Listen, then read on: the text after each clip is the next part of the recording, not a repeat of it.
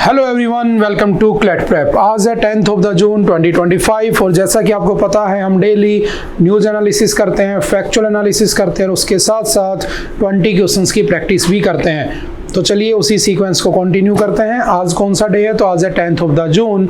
देखते हैं आज के कौन कौन से क्वेश्चंस हैं। पहला क्वेश्चन है, Which states assembly recently empowered DCs to push back illegal foreigners? ये वाली न्यूज़ आपने द हिंदू एनालिसिस में पढ़ी होगी या हिंदू न्यूज़पेपर में पढ़ी होगी कि हमने हमारे यहाँ पर जो आसाम है ना, आसाम के सीएम ने जितने भी वहाँ के डीसी हैं ना, डिस्ट्रिक्ट कलेक्टर वगैरह, उनको ये ऑर्डर दे दिया है कि जो भी इलीगल तरीके से वहाँ पे रह रहा है ना, उसको निकालो और उसको वापस क्रॉस बॉर्डर भेज दिया जाए। ठीक है, तो सिंपल वन लाइनर में याद रखना, कौन? आसाम ऐसा कर रहा है। Option number B is the right answer. कुछ दिन पहले सुप्रीम कोर्ट ने भी तो कहा था कि इंडिया कोई धर्मशाला नहीं है, कोई भी आकर यहाँ पे शरण ले लेगा। ठीक है, तो वही न्यूज चली आ रही है। What is the green line in the context of Cyprus? तो मोदी जी साइप्रस जाने वाले हैं, मोदी जी क्रोएशिया जाने वाले हैं, then Modi ji will visit Canada. किसके लिए? For G7 meeting. Last year G7 हुई थी इटली में, मोदी जी वाज इनवाइटेड।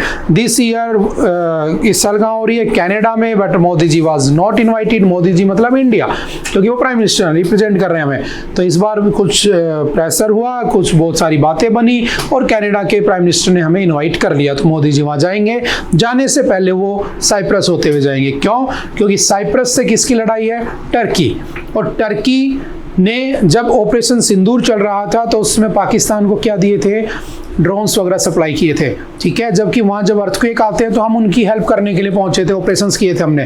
तो हम उनको बस ये मैसेज देना चाहते हैं कि हाँ, अगर तुम हमारे दुश्मन के हेल्प कर सकते हो तो हम भी तुम्हारे पड़ोस में तुम्हारे दुश्मन से मिलने आ सकते हैं। बस जस्ट ये मैसेज देने के लिए मोदी जी कनाडा जाने से पहले वहाँ से होते हुए निकलेंगे। ठीक है, तो क्या है green line? Green line basically Cyprus को दो पार्ट्स में तोड़ती है, north Cyprus and south Cyprus, और ये टर्की ने ड्रॉ की होती है। और टर्की जो है नॉर्थ साइप्रस को अपना क्या मानता है?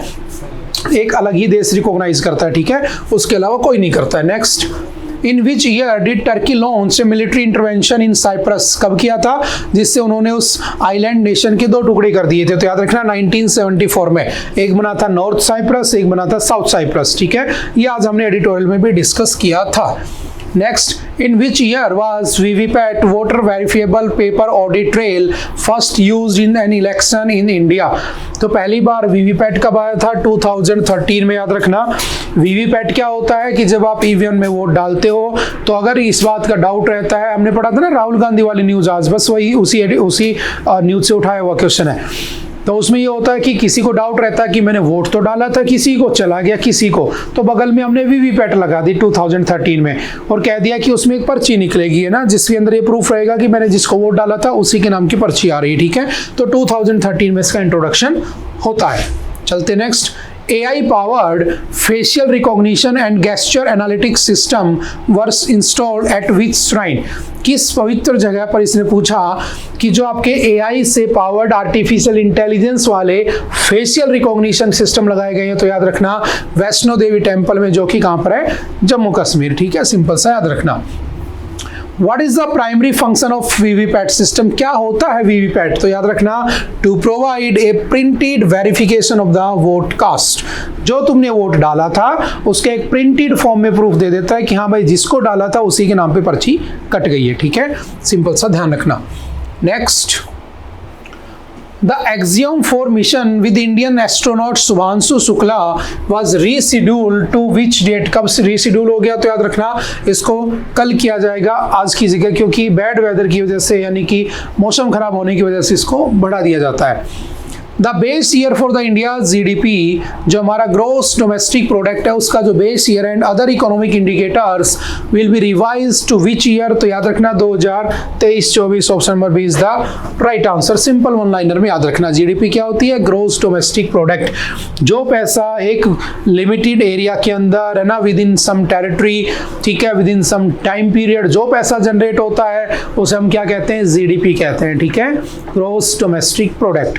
और फिनिश्ड प्रोडक्ट उसमें काउंट होते हैं। ठीक है, next, in which district of the Chhattisgarh did a Maoist IED blast kill an ASP on duty.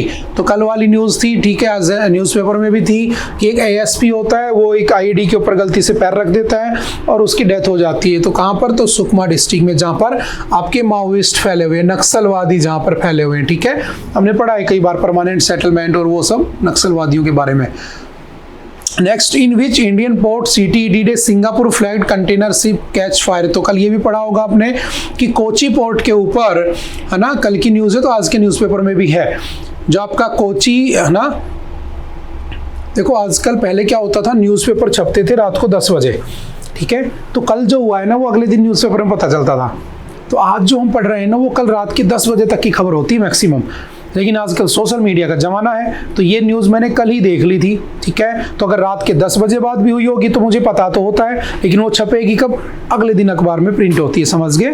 तो उस पॉइंट ऑफ व्यू से याद रखना।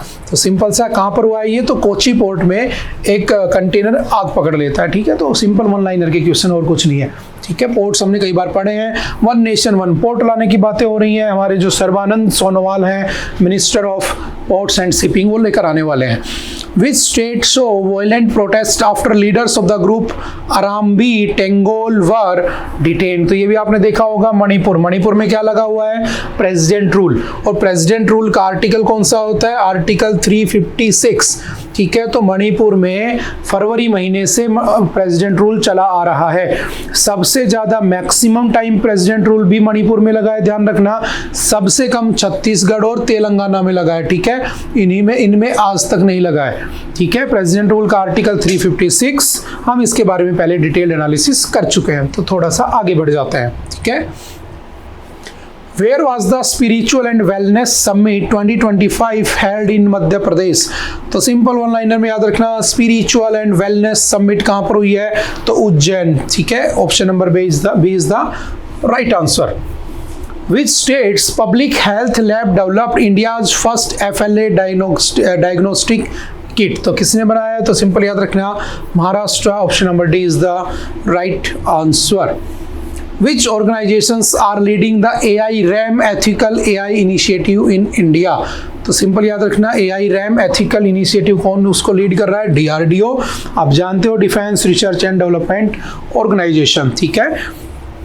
नेक्स्ट चलते हैं। What was the major feature of the socio-economic and caste census 2011? ये भी हमने पढ़ा था कि जो लास्ट सेंसस हुआ था वो 2011 में हुआ था, बट कास्ट सेंसस हुआ था, बट ये पब्लिश नहीं हुआ था, ध्यान रखना। 1931 में लास्ट कास्ट सेंसस पब्लिश हुआ था, उसके बाद कभी हुआ भी नहीं, कभी पब्लिश भी नहीं हुआ। 2011 में हुआ बट पब्लिश नहीं किया गया, ठीक है। तो option number B, it included a nationwide caste based data collection for the first time since 1931, but the data was not published, ठीक है। Option number B is the right answer. Which body is responsible for conducting the decennial census in India? तो बताओ कौन करवाता है?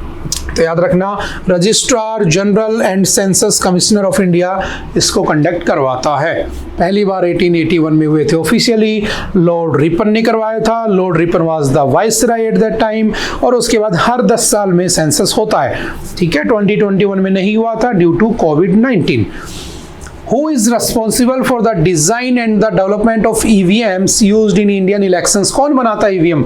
ये भी अच्छा क्वेश्चन है। पहली बार 1982 में यूज हुआ था इसका, केरला के असेंबली इलेक्शंस में, लेकिन आगे चल के हमारी सुप्रीम कोर्ट ने उसे अनकॉन्स्टिट्यूशनल डिक्लेयर कर दिया था, वो बाद की बातें हैं, ठीक है। लेकिन याद रखना, इसको बनाता कौन है? तो BEL, Bharat electronics limited and electronics corporation of India limited, ECIL और BEL दोनों मिलकर इसे बनाते हैं, ठीक है। Next, which international organization maintains peace and monitor the buffer zone along the green line in Cyprus? तो कौन है? पीस कीपिंग फोर्स जो होती है यूनाइटेड नेशंस की, वो वहाँ पर पीस मेंटेन करने का काम करती है। Which country is the largest producer of the हींग? जो हींग होती है एसाफोइटिडा, इसको सबसे ज़्यादा कौन से देश में प्रोड्यूस किया जाता है? तो याद रखना, ईरान। और अभी हमारे इंडिया में भी हिमाचल प्रदेश में इसका प्रोडक्शन शुरू हो गया है, ठीक है। तो जो हमारे लिए अच्छी बात है, आज एक पूरा पेज भरा हुआ था इसी एडिटोरियल पे, हमने इसको डिस्कस भी किया था, ठीक है। चलते next. Axiom 4 mission is launched by, कौन लॉन्च कर रहा है? तो याद रखना है एक्सियम 4 जॉइंट वेंचर है नासा का, ठीक है, स्पेसएक्स का, एक्सियम स्पेस का। लेकिन अगर पूछे किसका है तो एक्सियम स्पेस ही उसको लेकर जा रहा है, ये दोनों तो उसके साथ कोलैबोरेट कर रहे हैं, ठीक है। तो राइट आंसर सी हो जाएगा, ठीक है।